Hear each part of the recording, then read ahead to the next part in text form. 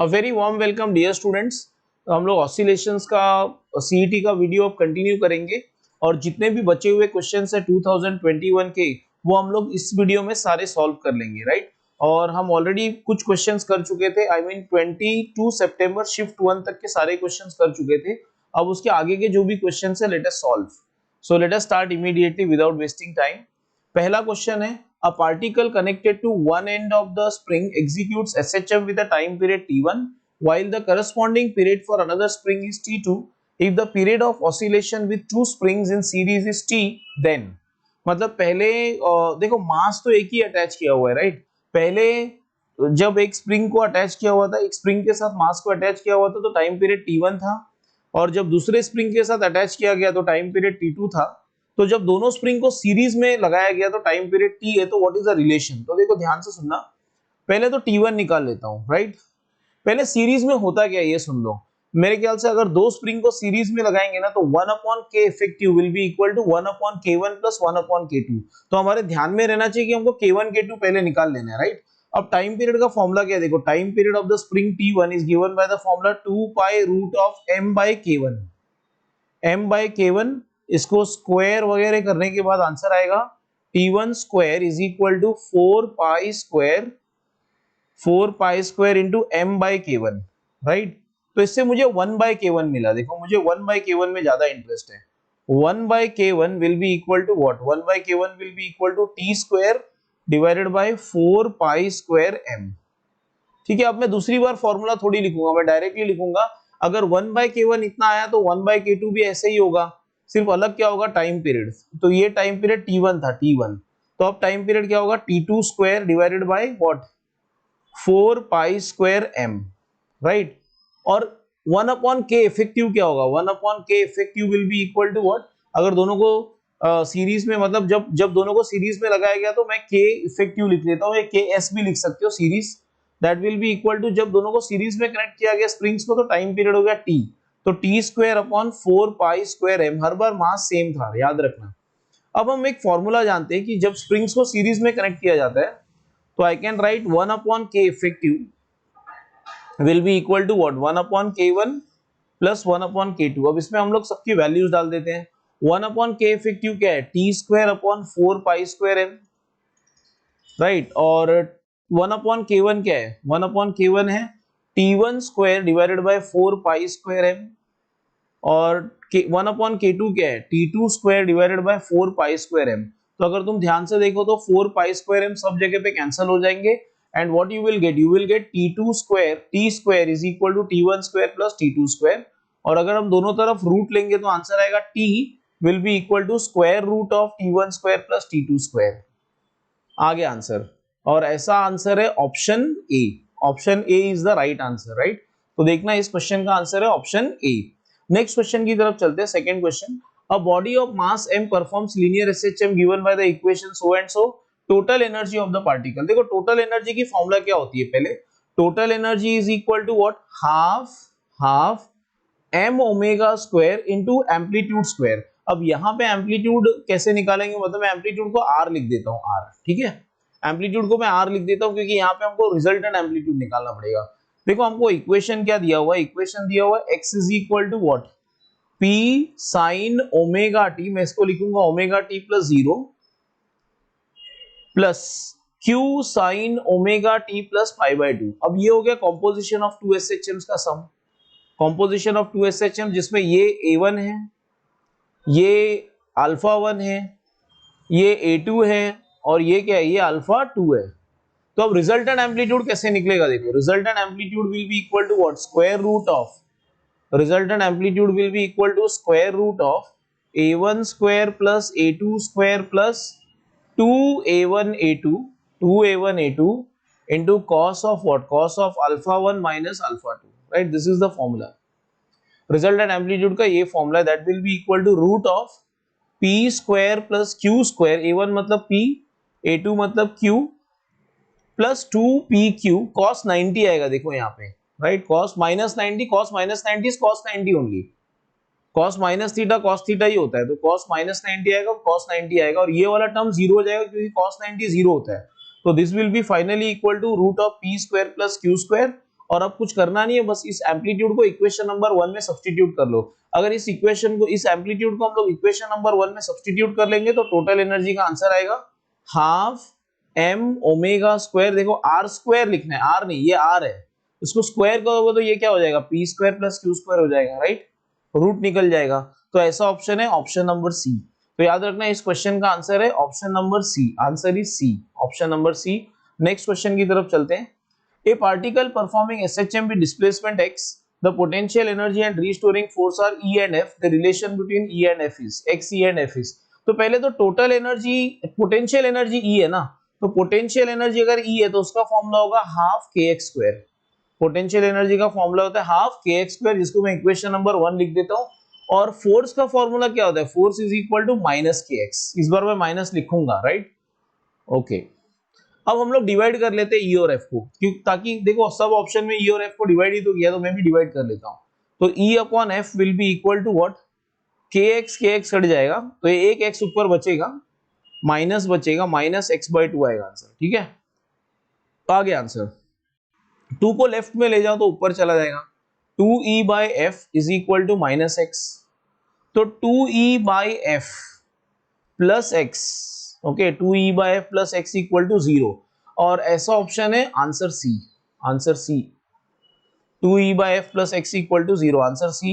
Next, a body is performing SHM of amplitude A, the displacement of the body from a point, displacement of a body from a point where the kinetic energy is maximum to a point where the potential energy is maximum, ठीक है। मतलब displacement पूछा है कहां से कहां तक का, ऐसा पॉइंट जहां पे, देखो पहले तो ये मैं लाइन बना लेता हूं, समझो पार्टिकल इस लाइन पे ऑसिलेट हो रहा है, ठीक है, ये मीन पोजीशन है। तो ध्यान से सुनना, मीन पोजीशन पे क्या होता है, देखो मीन पोजीशन पे काइनेटिक एनर्जी मैक्सिमम होती है, kinetic energy maximum, potential energy 0, ठीक है। और एक्सट्रीम पे क्या होता है, एक्सट्रीम पे काइनेटिक एनर्जी 0 होता है, ओके, और पोटेंशियल एनर्जी मैक्सिमम, ठीक है। उन्होंने क्या पूछा, देखो उन्होंने डिस्टेंस पूछा है, the displacement of the body from a point where the kinetic energy is maximum to a point where potential energy is maximum. तो ये वो पॉइंट है जहां पे काइनेटिक एनर्जी मैक्सिमम है, मीन पोजीशन, और ये वो पॉइंट है जहां पे पोटेंशियल एनर्जी मैक्सिमम है। तो ये वाली दूरी पूछी हुई है, और ये दूरी कितनी होगी, a/2। अब जैसे राइट साइड में है वैसे ही लेफ्ट साइड में भी होगा a/2, तो इसका आंसर आना चाहिए प्लस और minus a/2, that is answer C, answer C. Direct question है, बहुत ही आसान था ये क्वेश्चन। A particle executing SHM starts from the mean position. Its amplitude is a and time period is t. At what displacement speed is 1/4 of maximum? मतलब particle की speed कितनी है, 1/4 of maximum velocity, 1/4 of maximum velocity। और हमको निकालना है displacement, x निकालना है, x तो निकाल लेते हैं, कंडीशन दिया हुआ है। वेलोसिटी की फॉर्मूला होती है omega root of a square minus x square, ठीक है। और मैक्सिमम वेलोसिटी की फॉर्मूला क्या होती है, a ओमेगा। तो ओमेगा ओमेगा तो कट गए, स्क्वायर कर लो, स्क्वायर करोगे तो a square minus x square will be equal to a square by 16, okay. इसमें प्रिंटिंग एरर है, मतलब ऑप्शंस में मैं बता देता हूं तुमको, don't worry. a square minus a square by 16 is equal to x square, a square minus a square by 16 is 15 a square by 16, that is equal to x square. अब आगे लास्ट स्टेप, x रूट लेना है, x will be equal to a square का root a, 15 का root 15 और 16 का 4 आएगा। तो इस क्वेश्चन का आंसर है a root 15 by 4। This is option number D. Option number D में करेक्शन है बच्चों, करेक्शन ये है कि ये ऑप्शन खाली इधर नीचे 4 आना चाहिए, टाइपिंग एरर है, मतलब ऐसा नहीं कि एग्जाम में गलत पूछा था, यार टाइपिंग में गलत हो गया, राइट। तो a root 15 by 4 is the correct answer. Next question, next question देखो, नेक्स्ट क्वेश्चन है an object executes SHM along x-axis with an amplitude of 0.06 meter, ठीक है, at a certain distance x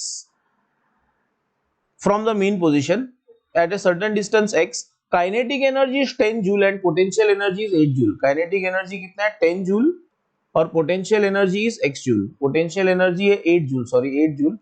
तो x कितना, तो x कितना, देखो बहुत ही आसान है। देखो अब ये काइनेटिक एनर्जी पोटेंशियल एनर्जी दोनों दिया है, तो मेरे को टोटल एनर्जी मिल जाएगा, total energy will be equal to kinetic plus potential, that will be equal to 18 joules. तो याद रखना मुझे टोटल एनर्जी भी मिल गया। अब टोटल एनर्जी में एम्पलीट्यूड है और मुझे x ढूंढना है, तो पोटेंशियल एनर्जी भी यूज करना पड़ेगा। देखो पोटेंशियल एनर्जी का फॉर्मूला क्या होता है, हाफ के एक्स स्क्वायर, ये इक्वेशन 1 है। और टोटल एनर्जी का फॉर्मूला क्या होता है? टोटल एनर्जी का फॉर्मूला होता है हाफ के स्क्वायर या हाफ एम ओमेगा, के मतलब एम ओमेगा स्क्वायर है, यहाँ पे एम ओमेगा स्क्वायर लिखने की जरूरत नहीं है। अब बहुत ही आसान है, डिवाइड कर लो दोनों को। अगर दोनों को डिवाइड करूंगा तो potential energy upon total energy will be equal to half के cancel x square by A square, ठीक है। और पोटेंशियल एनर्जी कितनी थी हमारी? पोटेंशियल एनर्जी थी 8, टोटल एनर्जी है 18, that is equal to x square by A square. इसको कैंसिल कर लेते थोड़ा, तो ये 4 जा हो जाएगा और ये 9 जा हो जाएगा, राइट। तो अल्टीमेटली आंसर आएगा, रूट ले लेते हैं हम, 4 का रूट 2, 9 का root 3, that is equal to x by a. तो x होगा 2/3a और a हमको दिया हुआ था 0.06, सो 2/3 इंटू 0.06 करेंगे तो आंसर आएगा मेरे ख्याल से 0.04 metre. This is the answer, x का आंसर है 0.04 मीटर और ऐसा ऑप्शन है answer C. So answer C is the right answer. Next question की तरफ चलते हैं। ये already done in previous video, already done in previous video, okay. Previous video में सेम क्वेश्चन आ चुका था और मुझे याद है इसका आंसर है ऑप्शन डी। इसका आंसर ऑप्शन डी है, मुझे याद है ये क्वेश्चन, राइट। नेक्स्ट क्वेश्चन की तरफ चलते हैं।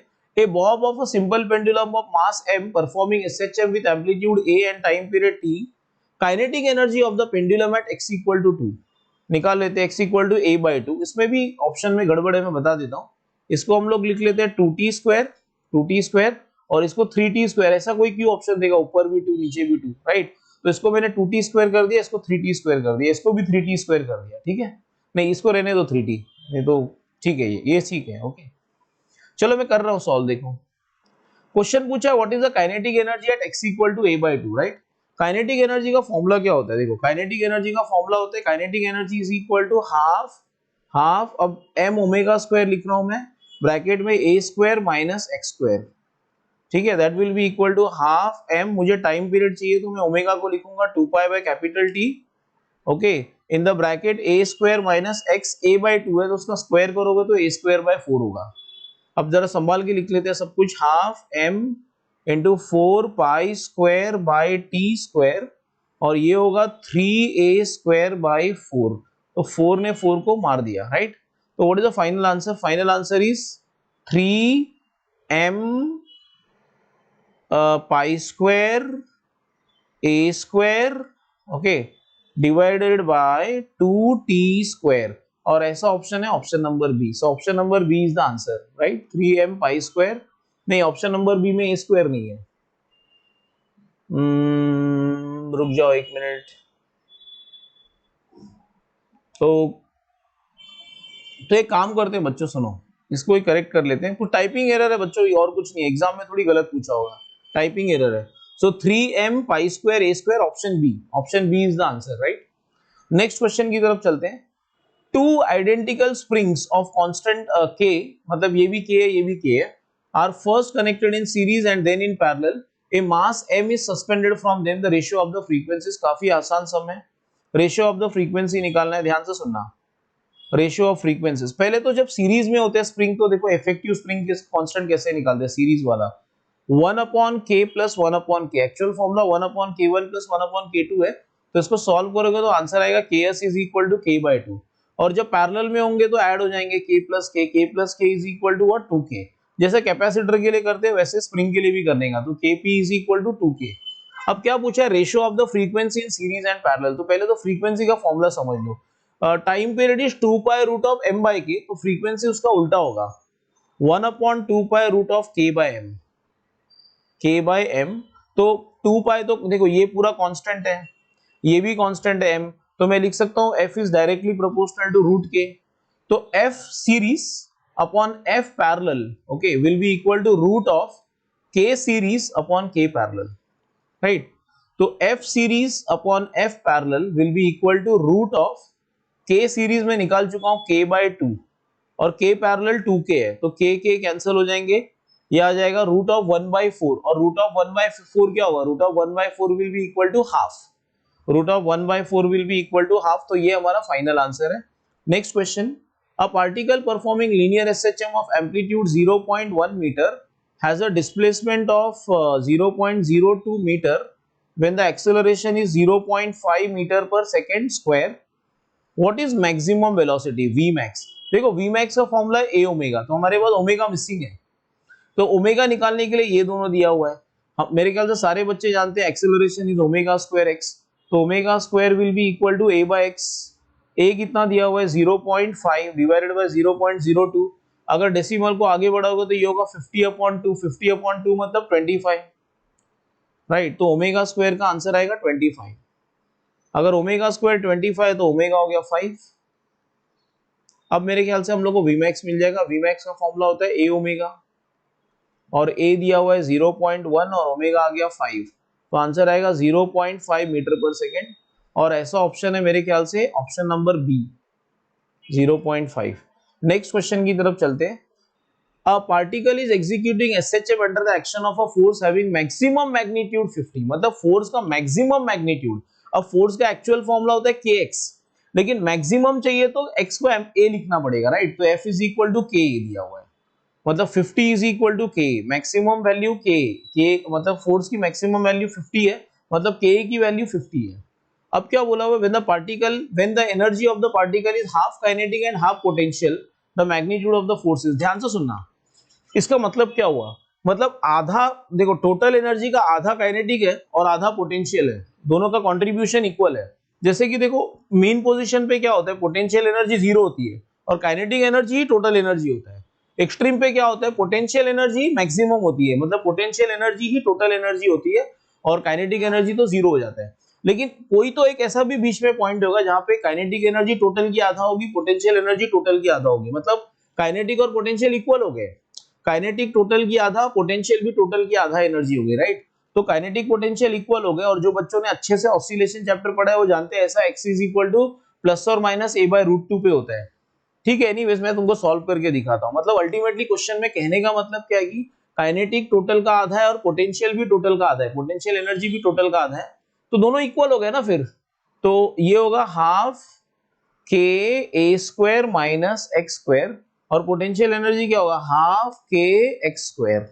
तो अगर कैंसिल होगा तो हाफ के कैंसिल, तो आंसर आएगा a square minus x square is equal to x square, a square is equal to 2x square, right. तो x का आंसर आएगा प्लस और माइनस a/√2, में a/√2 लिख लेता हूं खाली, राइट। अब ये जो पॉइंट है ना, यहाँ पे मुझे फोर्स निकालना है, x मिल गया ना, तो उन्होंने बोला कि ऐसा एक जगह जहाँ पे kinetic energy potential energy equal होगा, वहां पे फोर्स कितना होगा, मैग्नीट्यूड निकालना है खाली, तो साइन की प्लस माइनस लेने की जरूरत नहीं है। तो मैंने वो जगह निकाल लिया जहाँ पे काइनेटिक पोटेंशियल इक्वल होता है, वो होता है x is equal two plus और माइनस a/√2, लेकिन मैं सिर्फ a/√2 लेके चलूंगा, तो a/√2 पे फोर्स कितना होगा, kx मतलब k इंटू a/√2, और k में जानता हूं, देखो k from equation number 1 is 50, तो k की जगह पे मैं 50/√2, इसको 50/√2 लिखूंगा, दैट इज 25 इंटू 2, 50 को 25 इंटू 2 लिख सकते हैं, या 2 को √2 लिख सकते हैं अपॉन √2, तो √2 cancel, the answer is 25√2 Newton, और ऐसा ऑप्शन है option number D, option number D. Next question, तो देखो फाइनली हम लोग लास्ट पेपर पे पहुंच गए, 24 सितंबर shift 1। Two bar magnets P and Q are kept in a uniform magnetic field B with magnetic moments MP, MQ respectively. Magnet P is oscillating with a frequency twice that of Q. मतलब frequency of P is twice the frequency of Q. Magnet का समय, और भी कुछ दिया हुआ है, moment of inertia of P is twice the moment of inertia of Q. तो रिलेशन क्या है MP और MQ के बीच में, तो चलो देख लेते हैं। देखो टाइम पीरियड का फॉर्मूला क्या है, 2π√I/MB, 2π√I/MB, तो फ्रीक्वेंसी तो उसका उल्टा होगा, तो फ्रीक्वेंसी होगा 1/2π√I/MB, नहीं MB/I हो जाएगा, MP का M, MB/IP। देखो B तो सेम है, तो इसलिए मैंने उसको कुछ नहीं लिखा, B लिखा, that is equal to 2 times of frequency of Q। Frequency of Q का Q क्या होगा, 1/2π√MQB डिवाइडेड बाय IQ। अब देखो ये 1/2π कैंसिल, ये B और B भी कैंसिल हो जाएंगे, स्क्वायर कर लो, स्क्वायर करोगे तो MP divided by IP, IP मतलब IP को मैं 2IQ लिख देता हूं, okay, that will be equal to, ये जो 2 था इसका स्क्वायर 4 हो गया, और ये हो गया MQ डिवाइडेड बाय IQ। अब IQ ने IQ को मार दिया, राइट, क्रॉस मल्टीप्लाई करोगे तो आंसर आएगा mp is equal to 8 mq, mp is equal to 8 mq, और ऐसा ऑप्शन है option number C. So option number C is the right answer, right. हाँ, last question, the displacement of the particle is given by the formula x is equal to 5 sin 3t plus 3। ये हमको displacement दिया हुआ है, x is in centimeter, t is in second। what is maximum acceleration? maximum acceleration का formula क्या होता है? Omega square a. Omega square a, देखो एक्सेलरेशन ओमेगा स्क्वायर एक्स होता है, but maximum acceleration omega square a. तो अगर मैं इसको जनरल इक्वेशन से कंपेयर करूं a sine omega t plus delta से, तो देखो मुझे सब कुछ मिल जाएगा। ए मिल गया 5 सेंटीमीटर, राइट, और ओमेगा आ गया 3 रेडियंस पर सेकेंड, ओमेगा आ गया, राइट। अब क्या पूछा मुझे? मैक्सिमम एक्सेलरेशन पूछा गया था, और मैक्सिमम एक्सेलरेशन का फॉर्मूला होता है a omega square, that is equal to 5 into 3 square. तो आंसर आएगा 45 सेंटीमीटर पर सेकेंड स्क्वायर, और ऐसा ऑप्शन है ऑप्शन नंबर सी। इस तरह से हमने ऑसिलेशन चैप्टर खत्म कर दिया। Thanks for watching the video, do subscribe the channel and share the video with your friends. Thank you so much.